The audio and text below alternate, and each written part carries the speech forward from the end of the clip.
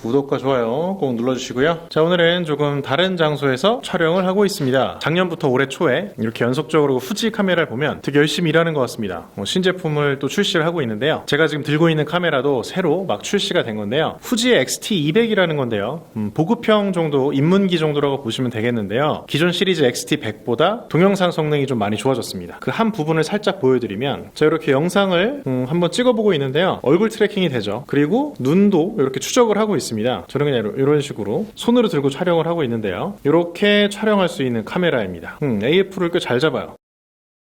혐주입니다. 이게 4K가 화질이 또 좋아서 좀 제 피부가 너무 적나라하게 드러날 것 같은데, 자, 어쨌든 이런 느낌. AF 추적을 잘 하네요. 이런 카메라인데요. 자세히 한번 들여다보도록 하겠습니다.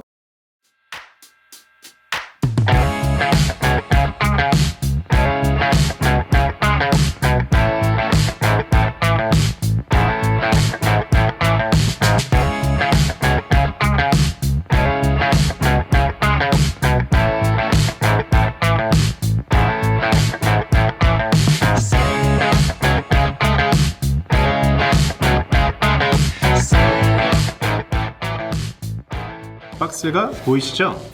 XT200입니다. 기존에 XT100이라는 카메라가 있었어요. 이것도 입문용 카메라로서는 괜찮았습니다. 제가 이 카메라를 좀 좋게 봤던 이유는 디스플레이가 이렇게도 움직입니다. 틸트가 되고요. 스위블은 아니지만 이런 식으로 정면으로 보고 촬영을 할 수 있었어요.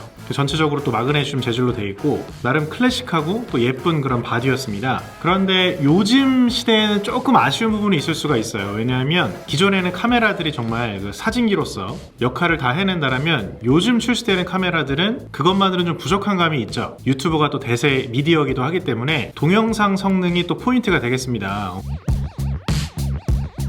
그게 현재의 트렌드인 거죠. 물론 이 XT100도 좋습니다만 그러한 좀 아쉬움이 있었습니다. 특히나 4K에서 15프레임밖에 촬영이 안 된다는 것. 물론 이제 1080만 주로 사용하시는 분들에게는 큰 문제가 되진 않았던 것 같아요. 그럼에도 불구하고 또 촬영하다 보면 4K가 또 필요해지는 그런 부분이 있거든요. 만약에 1080 영상을 뽑는다면 4K로 촬영을 할 경우 크롭을 해서 확대를 하거나 이럴 때 화질이 깨지는 부분이 적기 때문에 필요한 경우들이 있습니다. 사실 저의 경우 최근에는 대부분 영상을 4K로 올리고 있습니다. 4K로. 그 이유는 일단 유튜브 자체가 4K 영상의 코덱이 더 좋은지 화질이 더 좋습니다. 단순히 그게 해상도가 좋아서 그런지 모르겠는데요. 일단은 뭔가 멋있는 영상을 만들었는데 그걸 1080으로 올리면 좀 아까운 경우들이 있어요. 그런 이유로 심지어는 1080 영상을 촬영을 하고 나서도 4K로 업스케일링을 해서 요새는 올리고 있는 그런 상황입니다. 그래서 이렇게 두 가지를 한번 비교를 한번 해볼게요. XT200과 XT100.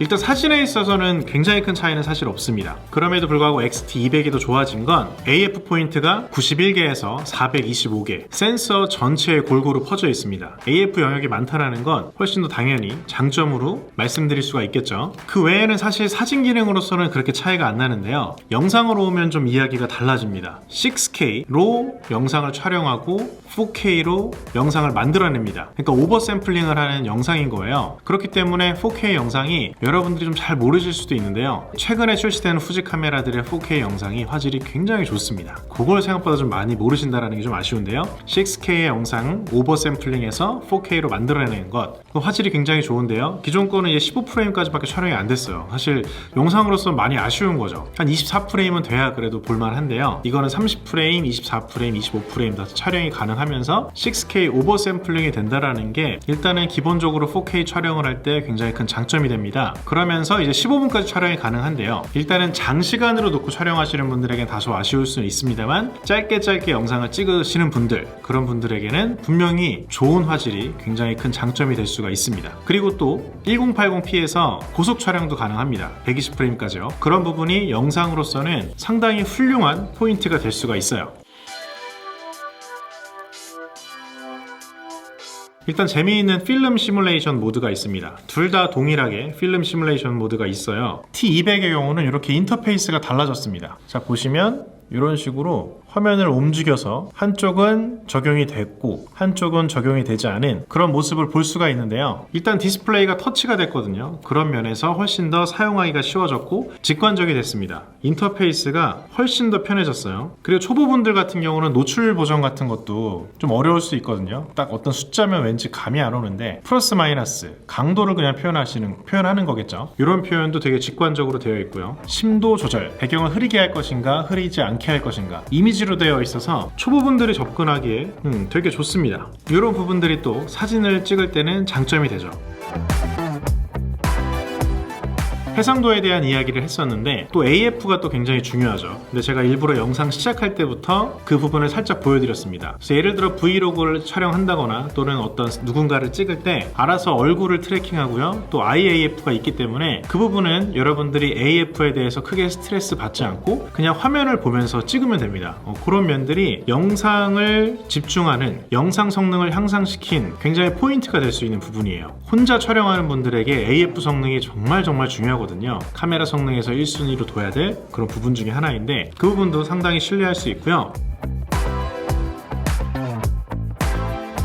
그리고 저는 이 지난 기종 XA7도 그렇고 이 XT200도 그렇고 정말 강조하고 싶은 부분이 하나가 있습니다. 4K 화질 좋은 거는 또 좋은 건데 무엇을 강조하고 싶냐면 아까 조금씩 보여드리긴 했는데요. 이 화면이 진짜 너무 좋아요. 이게 3.5인치고요. 한 270만 화소인가 80만 화소 됩니다. 제가 봤던 카메라 디스플레이 중에 거의 최고인 것 같아요. 뛰어납니다. 그 이유를 말씀을 드리면 일단 해상도가 굉장히 높은데 이 디스플레이 밝기가 그 비밀 중에 하나입니다. 1000 칸델라에 해당되는데요. 1000 칸델라면 지금 최근에 나와 있는 스마트폰들 중에 가장 밝은 디스플레이 정도 수준인 거예요. 그러니까 여러분들이 어떤 스마트폰 같은 경우는 야외 나갔을 때 잘 안 보이죠, 화면이. 최근 것들은 야외에서도 화면이 잘 보이거든요. 근데 많은 카메라들이 생각보다 야외에서 디스플레이 시인성이 좀 안 좋습니다. 그런데 1000 칸델라면 여러분들 크게 걱정하지 않으셔도 되고요. 이게 보통 여러분들이 딱 손으로 들고 이렇게 브이로깅 할 땐 촬영을 하실 수 있잖아요. 그런데 딱 놨을 때 그 어떤 카메라보다도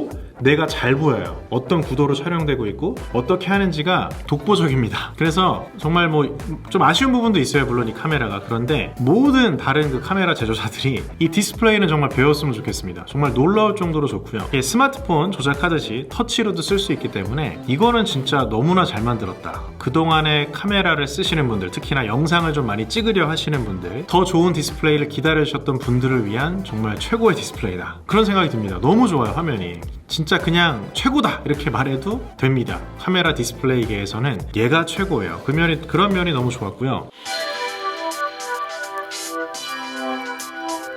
근데 이런 부분들이 생각보다 많이 안 알려져 있어요. 좀 아쉽습니다.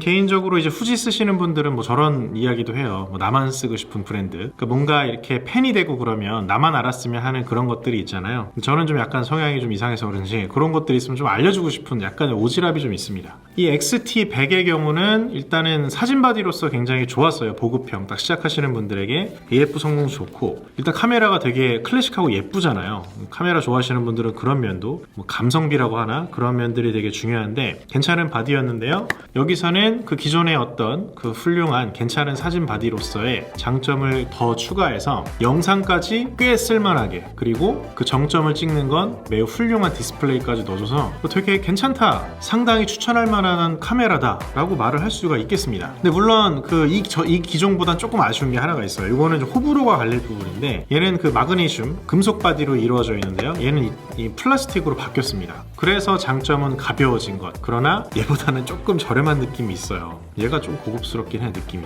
그럼에도 불구하고 영상을 촬영하는 그 편의 기능이 너무 좋기 때문에 큰 장점으로 볼 수가 있겠고요. 그리고 또 번들렌드도 쓸만합니다. 좀 조리개 값이 이런 게 좀 아쉬울 수도 있습니다만 번들렌드 치고는 꽤 넓은 광각이에요. 한 23mm 정도부터 일단 시작을 하고요. 그런 부분들도 번들렌즈 치고는 마음에 들어서 브이로그 할 때도 추가 렌즈 없이도 꽤 쓸만할 것 같고요. 그리고 사진을 찍을 때 또 영상을 찍을 때 생각보다 화질이 되게 괜찮았습니다. 또 한 가지 좀 특이한 점이 뭐냐면 보통의 이제 카메라 같은 경우는 디스플레이가 3:2인데 이게 재밌는 거는 16:9입니다. 영상 찍으라고 나온 거예요. 그래서 사진도 16:9로 찍을 수도 있고요. 그런 것들이 재미있었습니다.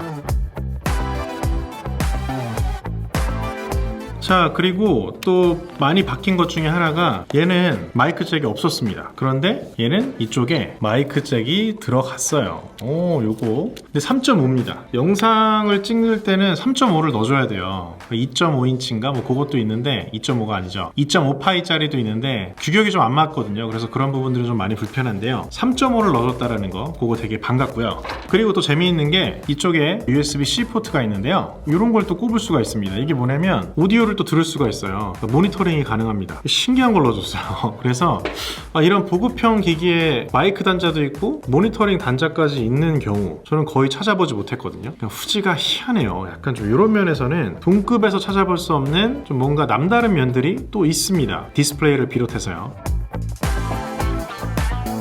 오늘 조금 남들보다 빠르게 한번 언박싱을 해볼 수가 있게 됐는데 그래도 후지 카메라가 고객의 목소리에 조금 더 귀를 기울이는 게 아닌가 그런 얘기를 좀 드리고요. 좀 정리를 하면 일단 사진 쓸만하고요. 그리고 4K 영상 화질 진짜 좋습니다. 디스플레이가 단연 최고다. 이거는 그냥 최고다라고 말씀드리면 될 것 같고요. 여러분들 또 보시기에는 이 카메라 또 어때 보이는지 궁금하기도 하네요. 자유롭게 또 의견 남겨주시면 감사하겠고요. 다음 영상에서도 재미있는 내용 가지고 오도록 하겠습니다. 영상 봐주셔서 감사하고요. 다음에 또 뵐게요. 빠이염.